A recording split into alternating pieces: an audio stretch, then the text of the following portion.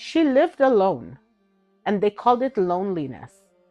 But what if peace was never meant to be shared? This is a modern retelling of The New England Nun, written by Mary E. Wilkins, a story of courage. The courage to stay still in a world that won't stop moving. The cat's bell was the only sound in the room, a tiny rhythmic chime as Nimbus licked his paw in the corner of the spotless white rug. Leela folded a linen napkin carefully, smoothing the edge against the table. The apartment smelt faintly of bergamot and soap. She looked at the clock. 6:50. Joe will be here in 10 minutes. After all these years, it felt surreal. 10 years of small visits, video calls, and planning the future together. But it took 10 years. First, it was his overseas contracts, then his mother's illness. The time was never right for them to move in together. She had imagined this moment as warmth. Instead, she felt her heart pace unevenly, like a metronome at a sink. Joe arrived exactly at 7, bursting through the door with the scent of cold air and cologne. His voice filled the space like music played too loud. God, it's good to be back. This place, wow, you have turned it into something out of a magazine. Leela said, I just like things tidy. Tidy? It's a sanctuary. Don't know how you do it. My mom's house looks like storm hit it.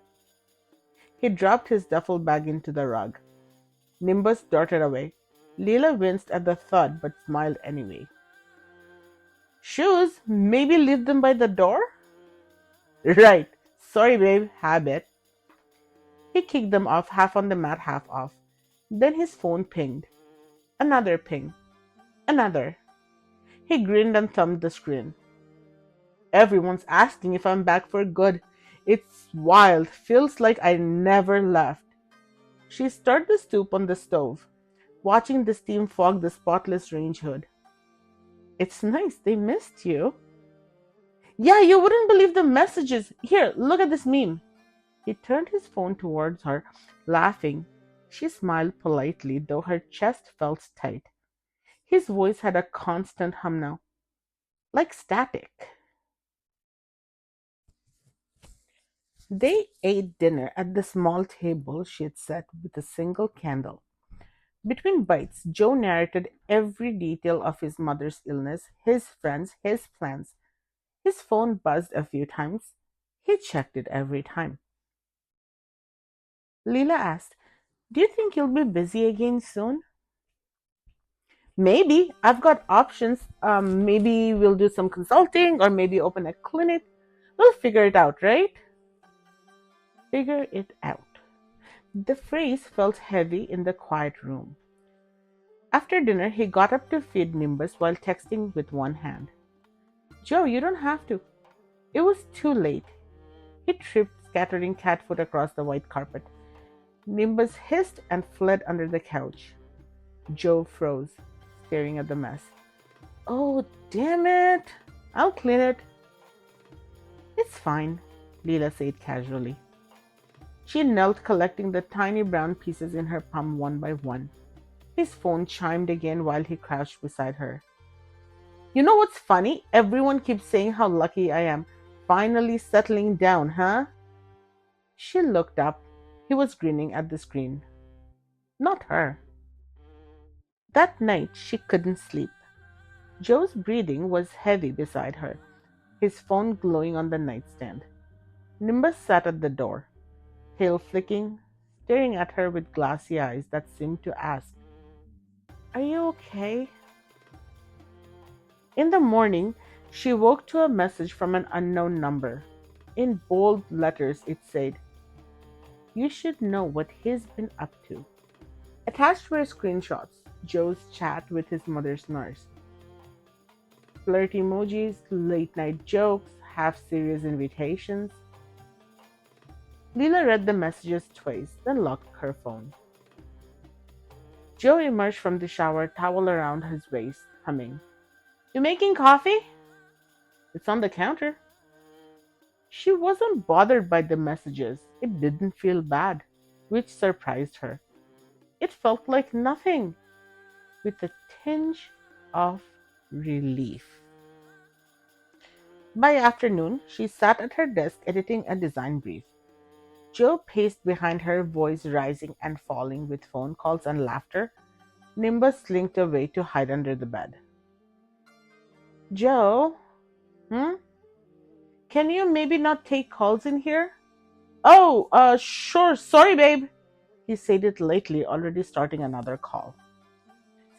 That evening, while he sat on the couch flipping through the TV, Leela sat beside him with folded hands.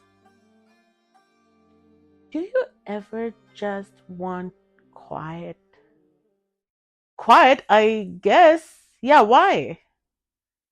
I think I need more of it than most people. You always did. You and your tea and your cat and your tiny cups. He smiled. That's what I love about you. But she saw a flicker of impatience in his eyes, the same one she'd ignored for years in her memories. A few days passed. He stayed home very little. Errands, lunches, catching up with friends. Each time he was gone, the apartment seemed to exhale. The silence returned, settling around her like a blanket she hadn't realized she missed. When he finally came by again, she was ready. Joe, can we talk? Uh-oh. It's not that kind of talk. Good. For a second I thought, you know what? Maybe it is that kind. He blinked, confused. She met his gaze calmly. Leela said, I think we've changed.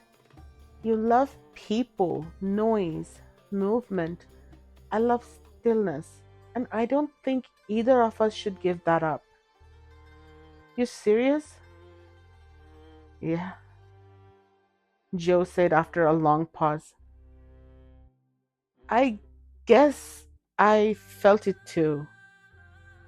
The confession landed softly, like dust settling. Joe said, I thought you were just adjusting, but you have made a life here. One that fits you. I don't want to ruin that. You didn't ruin anything. We just grew into different shapes. He nodded, eyes lowered, then he smiled, a tired but genuine smile, and said, maybe that's okay. They hugged, long and quiet. When the door closed behind him, the apartment seemed to sigh. Leela stood in the middle of the room. The white rug was clean again. Nimbus walked out from the bedroom, brushing against her ankle. She made some tea, poured it into her favorite cup, and sat by the window. Outside, the city glowed faintly under the early evening haze. Her phone buzzed once. She turned it face down. The hum of the fridge, the rustling of Nimbus's paws, her own breathing, these sounds filled the space. They weren't empty. They were her music. Nimbus purred again. The candle flickered once and then steadied, and the apartment of stillness was whole again. Some stories don't end with grand gestures. They end in stillness and choice. If you believe peace can be power, like, subscribe, and join us for more retold classics at Echoes and Revisions.